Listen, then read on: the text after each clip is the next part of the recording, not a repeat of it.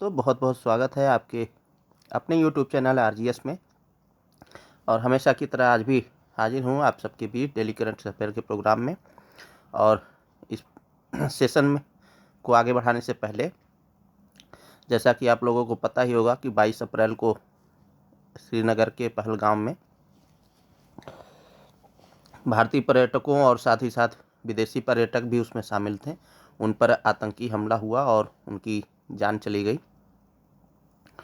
तो सर्वप्रथम मैं उन जो दिवंगत आत्माएं हैं उनके प्रति अश्रुपूर्ण श्रद्धांजलि अर्पित करता हूं।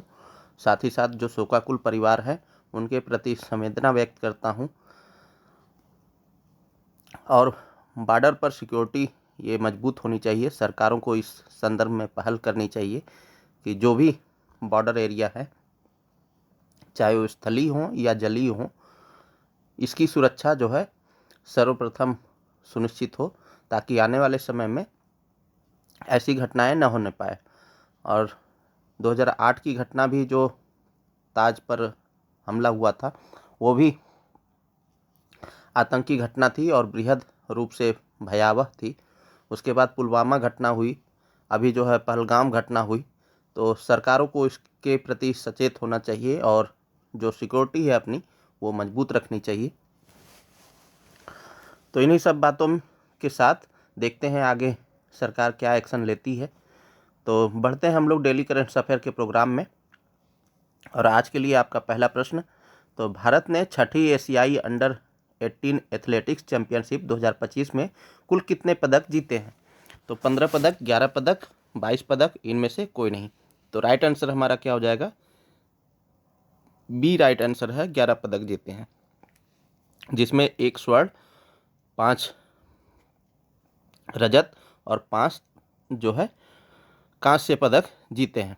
चलिए, तो भारतीय एथलीटों ने 2025 एशियाई अंडर 18 एथलेटिक्स चैंपियनशिप में 1 स्वर्ण, 5 रजत और 5 कांस्य पदक जीते हैं। और चैंपियनशिप सऊदी अरब के दम्मान में शुक्रवार को समाप्त हुई। हिमांशु ने शुक्रवार को लड़कों के भाला फेंक में 67.57 मीटर के पहले थ्रो के साथ भारत का एकमात्र स्वर्ण पदक जीता है। तो हिमांशु ने यहाँ पर एकमात्र स्वर्ण पदक जीता है। उन्होंने चीन के लू हाओ और उज्बेकिस्तान के रुसलान सादुल्लाएव को हराया है और इसके साथ ही स्वर्ण पदक जीतने में कामयाबी हासिल की। वहीं नितिन के पास मुश्किल दौड़ के आखिरी 100 मीटर में थोड़ी बढ़त थी, लेकिन आखिर में वह पिछड़ गए। शुरुआत में ऐसे लगा कि उन्होंने जल्दी जश्न मना लिया, जिससे गोल्ड चूक गया, लेकिन नितिन ने इस बात को नकार दिया। चैंपियनशिप में प्रथम पदक विजेता नितिन गुप्ता ने 6वें एशियाई अंडर 18 खेलों में भारत के लिए पहला पदक जीता, जब उन्होंने लड़कों की 5000 मीटर रेस वॉक स्पर्धा में रजत पदक जीता था। तो पहला जो पदक किसने जीता? नितिन गुप्ता ने जीता। उन्होंने 20 मिनट 21.51 सेकेंड का समय निकाला और चीन के झू निंगहाओ से पीछे रहे, जो उनसे सिर्फ 0.01 सेकेंड ज़्यादा तेज थे। लड़कियों के वर्ग में पहला पदक तन्नू ने जीता। उन्होंने 400 मीटर दौड़ में 57.63 सेकेंड का समय लेकर के रजत पदक जीता। जापान की इमैनी साकी ने 57.27 सेकेंड का समय लेकर के स्वर्ण पदक जीता। निश्चय और आरती ने दो पदक जीते हैं। बालक वर्ग में निश्चय और बालिका वर्ग में आरती ने महाद्वीपीय चैंपियनशिप में 2 पदक जीते। निश्चल ने 60 फुट में रजत पदक और डिस्कस थ्रो में कांस्य पदक जीता है। आरती ने 100 मीटर और 200 मीटर स्प्रिंट दौड़ में कांस्य पदक जीता है। अब देख लेते हैं हम लोग एशियाई एथलेटिक्स एसोसिएशन के बारे में। तो एशियाई एथलेटिक्स एसोसिएशन का गठन 1973 में एशियाई एमेच्योर एथलेटिक्स एसोसिएशन के रूप में किया गया था। 2002 में संगठन का नाम बदल करके एशियाई एथलेटिक्स एसोसिएशन कर दिया गया। यह एशिया में खेल की नियामक संस्था है और विश्व एथलेटिक्स से संबद्ध है। मुख्यालय की बात करें तो पथुमथानी थाईलैंड में इसका मुख्यालय है और राष्ट्रपति दलहान जुमान अल हमद है। चलिए अगले प्रश्न की ओर बढ़ें। तो हाल ही में केंद्रीय मंत्री राजनाथ सिंह जी ने 4 दिवसीय सांसद खेल महाकुंभ का उद्घाटन किया है और पूछ रहा है कहाँ पर किया है। तो भोपाल, वाराणसी, लखनऊ, जयपुर। तो यहाँ पर उत्तर प्रदेश के लखनऊ यानी राजधानी में इसका उद्घाटन किया है। किसका? 4 दिवसीय सांसद खेल महाकुंभ का उद्घाटन किया। किसने किया है? केंद्रीय रक्षा मंत्री राजनाथ सिंह जी ने किया है। चलिए, केंद्रीय रक्षा मंत्री राजनाथ सिंह जी ने 19 अप्रैल 2025 को उत्तर प्रदेश की राजधानी लखनऊ में स्थित केडी सिंह बाबू स्टेडियम में 4 दिवसीय संसद खेल महाकुंभ का उद्घाटन किया। खेल महाकुंभ 19 से 22 अप्रैल 2025 तक लखनऊ में आयोजित किया जाएगा। उद्घाटन समारोह के दौरान उप मुख्यमंत्री ब्रजेश पाठक और अन्य गणमान्य व्यक्ति भी उपस्थित थे। उद्घाटन समारोह के दौरान स्वदेशी खेलों यानी कलारी पट्टू, योग, मलखम का भी प्रदर्शन किया गया। 2 साल पहले प्रधानमंत्री मोदी जी ने सांसदों से जमीनी स्तर पर खेलों को लोकप्रिय बनाने के लिए अपने निर्वाचन क्षेत्रों में खेल आयोजकों का आयोजन करने का आह्वान किया था। रक्षा मंत्री राजनाथ सिंह ने लखनऊ में संसद खेल महाकुंभ का आयोजन किया। राजनाथ सिंह लोकसभा में लखनऊ निर्वाचन क्षेत्र का प्रतिनिधित्व करते हैं। शहर के खिलाड़ियों को सम्मानित किया गया। उद्घाटन समारोह के दौरान रक्षा मंत्री राजनाथ सिंह जी ने शहर के 10 वरिष्ठ एथलीटों और 5 कोचों को सम्मानित किया जिन्होंने ओलंपिक और अन्य अंतर्राष्ट्रीय प्रतियोगिताओं में देश का प्रतिनिधित्व किया। इस अवसर पर राजनाथ सिंह जी ने शहर के 5 खेल प्रबंधन पेशेवरों को भी सम्मानित किया।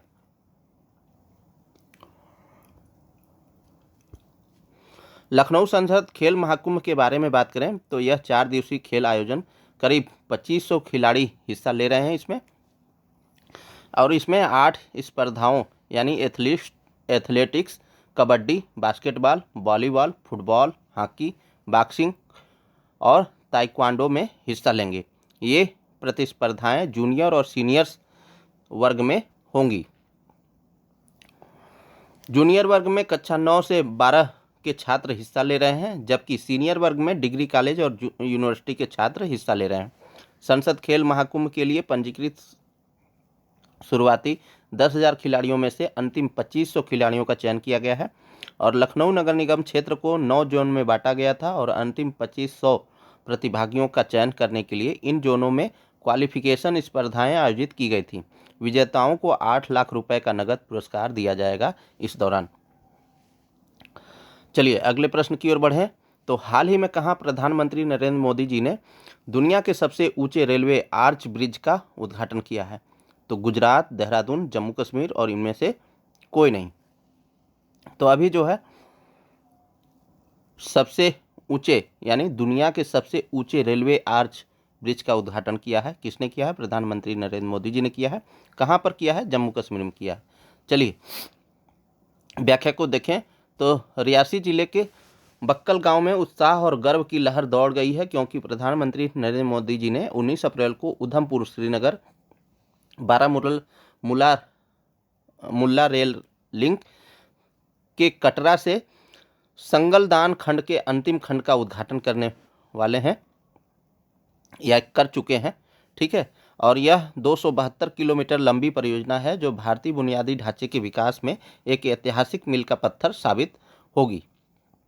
दुनिया का सबसे ऊंचा रेलवे आर्च ब्रिज प्रतिष्ठित चिनाब रेलवे ब्रिज इस कटरा से सांगलदान खंड का हिस्सा होगा जो नई दिल्ली को कटरा के माध्यम से सीधे कश्मीर से जोड़ेगा।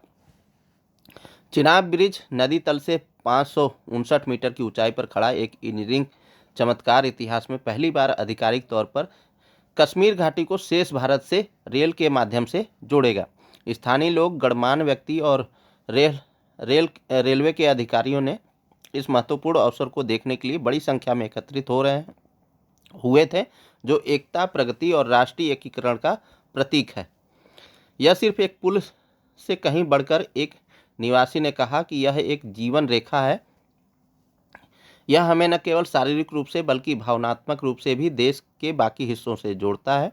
महत्वाकांक्षी उधमपुर श्रीनगर बारामूला रेल लिंक का हिस्सा इस परियोजना के क्षेत्र के कठिन भूभाग और भूकंपीय संवेदनशीलता के कारण कई इंजीनियरिंग और रसद चुनौतियों का करना पड़ता है सामना करना पड़ा है इस दौरान। फिर भी वर्षों के सावधानीपूर्वक काम के बाद यह पुल अब भारत की तकनीकी क्षमता और समावेशी विकास के प्रति प्रतिबद्धता का प्रमाण है। उम्मीद है कि प्रधानमंत्री नरेंद्र मोदी राष्ट्र को संबोधित करेंगे और जम्मू कश्मीर में पर्यटन, व्यापार और रोजगार के अवसरों को बढ़ाने में पुल के महत्व पर जोर देंगे। इस कार्यक्रम में प्रमुख मंत्रियों, वरिष्ठ सरकारी अधिकारियों और परियोजना से जुड़े इंजीनियरों के शामिल होने की उम्मीद थी। यह भारत के बुनियादी ढांचे के परिदृश्य में एक परिवर्तनकारी अध्याय है जो इस क्षेत्र में अधिक कनेक्टिविटी, आर्थिक विकास और सामाजिक एकीकरण का दावा करता है। शनिवार को रेलवे के एक वरिष्ठ अधिकारी ने नवनिर्मित चिनाब ब्रिज की संरचनात्मक और इंजीनियरिंग चमत्कार पर प्रकाश डाला और इसे नए भारत के संकल्प और क्षमताओं का प्रतिबिंब बताया। पुल के बारे में बात करते हुए अधिकारी ने कहा कि अगर मैं इसकी विशेषताओं के बारे में बात करूं तो इसकी ऊंचाई 369 मीटर है, जो पेरिस के एफिल टावर से भी अधिक है।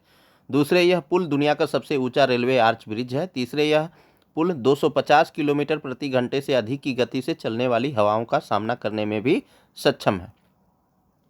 स्टील निर्माण के पैमाने का वर्णन करते हुए अधिकारी ने कहा कि यह एक स्टील पुल है। मैं इसे फौलादी पुल कहता हूं क्योंकि इसके निर्माण में लगभग 30,000 मीट्रिक टन स्टील का उपयोग किया गया है। आप इस तथ्य से इसकी विशालता का अंदाजा लगा सकते हैं कि इसका सबसे बड़ा फाउंडेशन 520 लगभग 1/3 फुटबॉल मैच के आकार का है। यह न्यू इंडिया की भावना को भी दर्शाता है। यह जो कल्पना करता है और जो संकल्प करता है उसे हासिल करता है। चलिए अगले प्रश्न की ओर बढ़ें तो निम्नलिखित कथनों पर विचार कीजिए। गौरव ग्लाइड बम 1000 किलोग्राम वजन वाला ग्लाइड बम है जिसे रूस से आयात किया गया है और इसे डीआरडीओ द्वारा स्वदेशी रूप से विकसित किया गया है।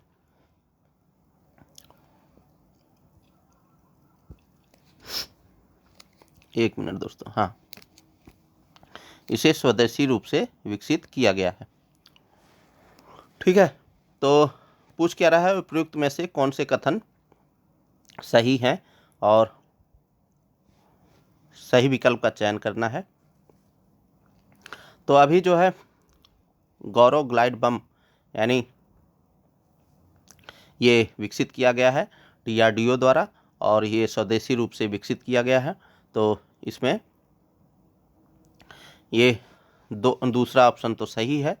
इसकी ग्लाइड बम की क्षमता जो है 1000 किलोग्राम वजन 33 वाला ग्लाइड बम है जिसे रूस से आयात किया गया है। तो इसे जो है रूस से आयात नहीं किया गया है बल्कि यह भारत में ही बनाया गया है। तो राइट आंसर हमारा क्या हो जाएगा, केवल बी हो जाएगा, यानी राइट आंसर बी हो जाएगा। केवल 2 ऑप्शन सही है। चलिए, रक्षा अनुसंधान एवं विकास संगठन यानी जिसे हम शॉर्ट फॉर्म में डीआरडीओ कहते हैं ने स्वदेशी रूप से विकसित लंबी दूरी के ग्लाइड बम यानी LRGB गौरव का सुखोई 30 MKI विमान से सफल परीक्षण किया है।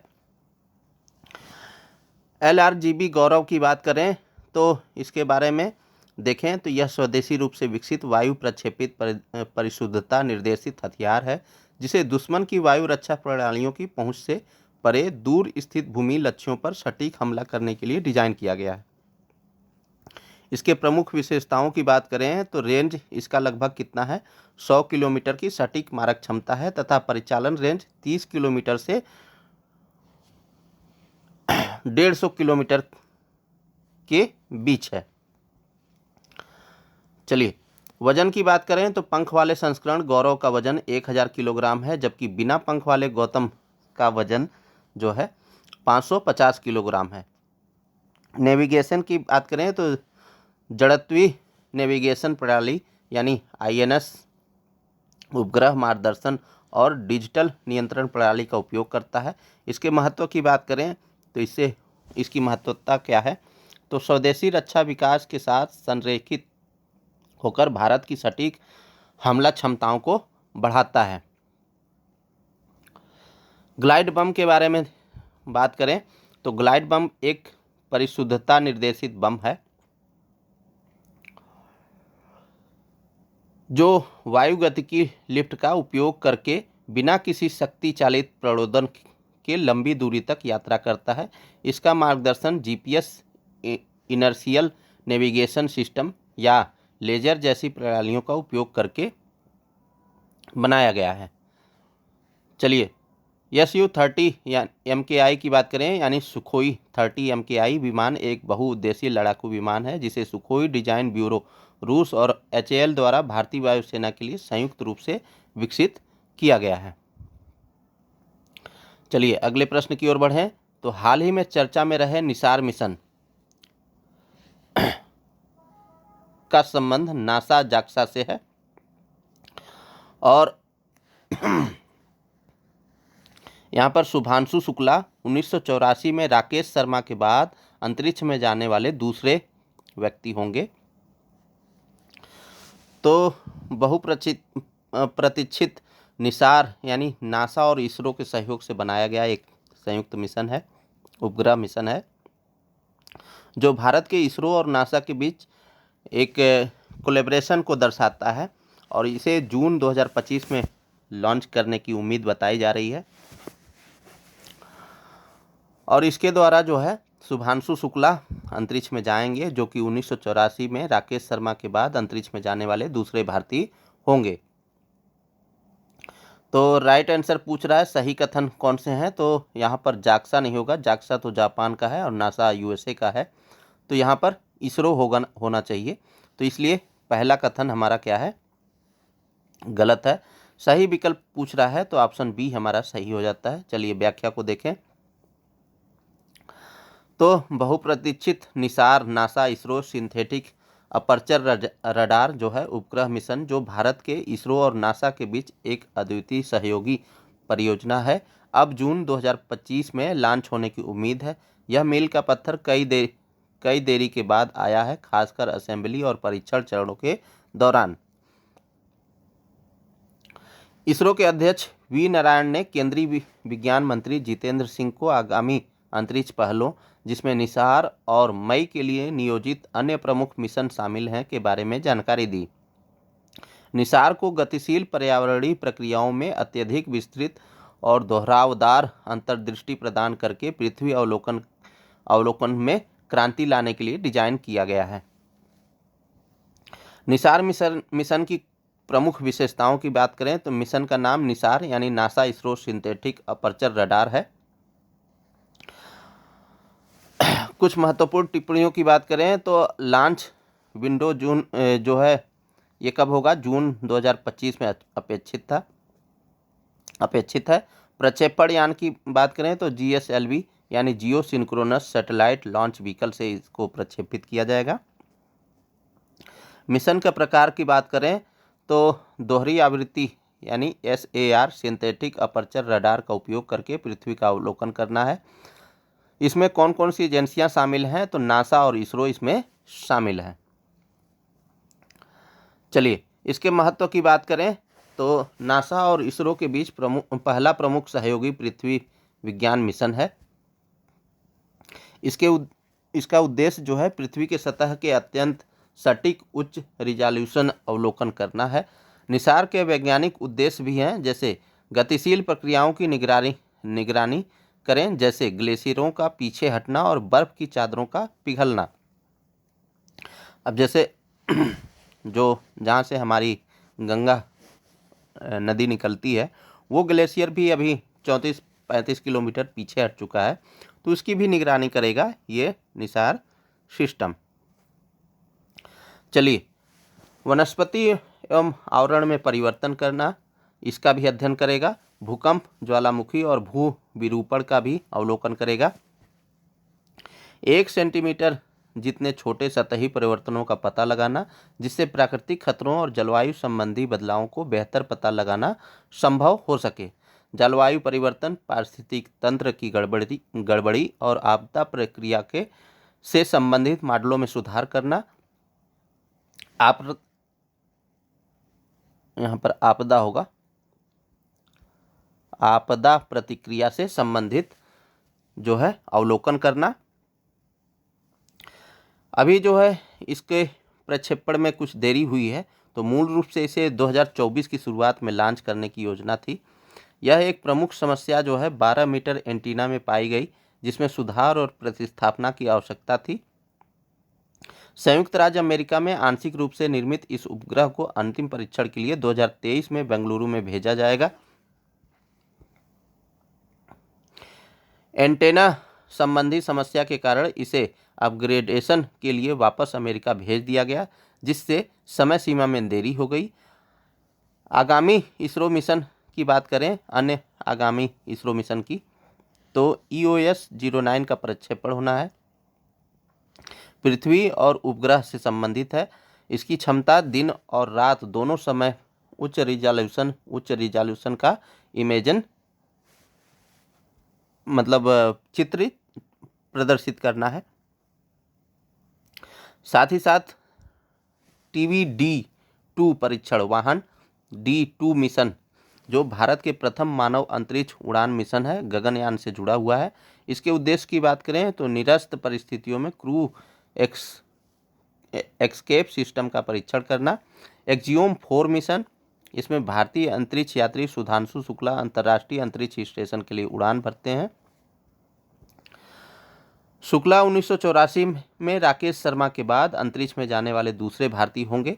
जो यह मिशन निजी अमेरिकी कंपनी एक्सियोम स्पेस द्वारा संचालित है, और वहां पर जाकर के शुक्ला जो है वहां पर पौधा भी उगाएंगे। चलिए अगले प्रश्न की ओर बढ़ते हैं, और ये प्रश्न नहीं है बल्कि एक महत्वपूर्ण व्यक्तित्व हैं, उनके बारे में जानकारी है। संत हैं, दार्शनिक हैं। तो जब हम भारतीय दर्शन की बात करते हैं, तो षड दर्शन की जब बात करते हैं, तो उसमें 6 दर्शन ऐसे हैं जो हिंदू धर्म में प्रमुख रूप से माने जाते हैं, जिसमें सांख्य हैं, जिसके प्रवर्तक हैं कपिल मुनि, योग पतंजलि, न्याय उसके प्रवर्तक गौतम जी हैं, वैशेषिक जिसे कणाद जी ने प्रस्तुत किया था, मीमांसा के प्रवर्तक जैमिनी हैं, वेदांत के प्रवर्तक जो हैं बादरायण हैं या व्यास हैं। उसी तरह वल्लभाचार्य और शंकराचार्य ये सब भी संत हुए, और इन्होंने भी अपना अपना दर्शन दिया। तो वल्लभाचार्य ने शुद्धाद्वैतवाद के दार्शनिक सिद्धांत को विकसित किया था, और ये शामिल क्यों किया गया है, तो 24 अप्रैल को ही इनका जन्मदिन है, तो जिसमें ब्रह्म और आत्मा के एकत्व को महत्व दिया गया था शुद्धाद्वैतवाद में, और उनकी जयंती ही 24 अप्रैल पर आयोजित की जाएगी। तो यह जो है प्रमुख रूप से पुष्टि मार्ग के संस्थापक हैं, और श्री वल्लभाचार्य जो है अपने समय के प्रमुख हिंदू संत और दार्शनिक थे। उनका जीवन भगवान कृष्ण की दिव्य कृपा और भक्ति पर केंद्रित था, और उन्होंने शुद्धाद्वैतवाद यानी शुद्ध प्लस अद्वैतवाद के सिद्धांत को विकसित किया, जिसने आत्मा के साथ ब्रह्म की एकता पर जोर दिया। वल्लभाचार्य जी ने भारत के 3 परिक्रमाओं के माध्यम से अपनी शिक्षाओं का प्रसार किया, विद्वानों के साथ बहुत ही मार्मिक व उच्च स्तरीय चर्चा भी की, जिससे उन्हें जगत गुरु जैसी उपाधि और कनकाभिषेक जैसे सम्मान प्राप्त हुए हैं। उन्होंने वल्लभाचार्य षोडश ग्रंथ सुबोधिनी जी और मधुराष्टकम सहित अनेक महत्वपूर्ण ग्रंथों की रचना की, जो आज भी भक्तों और विद्वानों के लिए आध्यात्मिक मार्गदर्शन के स्रोत के रूप में विख्यात हैं। श्री वल्लभाचार्य जी द्वारा प्रतिपादित शुद्धाद्वैतवाद दर्शन यह मानता है कि ब्रह्म यानी भगवान कृष्ण ही एकमात्र सत्य हैं और यह संसार भी ब्रह्म का रूप है, माया से रहित, शुद्ध और वास्तविक। अपने अनुसार जीव भी ब्रह्मा का अंश है और उसके साथ उसका संबंध प्रेम और सेवा का होना चाहिए। ब्रह्म शुद्ध है, जीव शुद्ध है और जगत शुद्ध है, ये शुद्धाद्वैतवाद कहता है। शुद्ध जीव और शुद्ध जगत का शुद्ध ब्रह्म से अभिन्न संबंध है। जगत का कारण रूप ब्रह्म शुद्ध है, माइक नहीं है।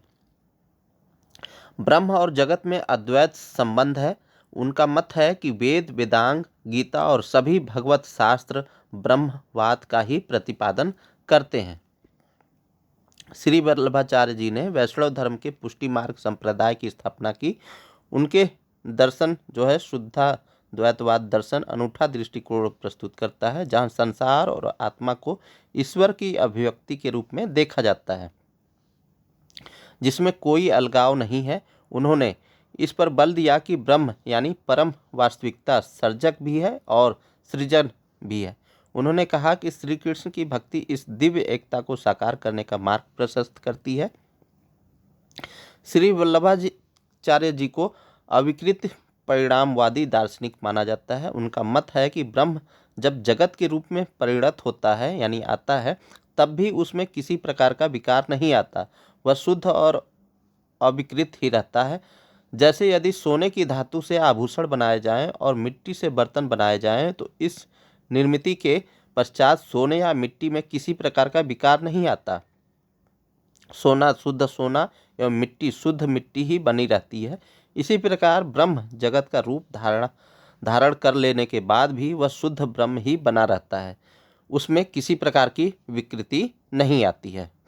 तो यह था दोस्तों आज के लिए डेली करंट अफेयर का प्रोग्राम।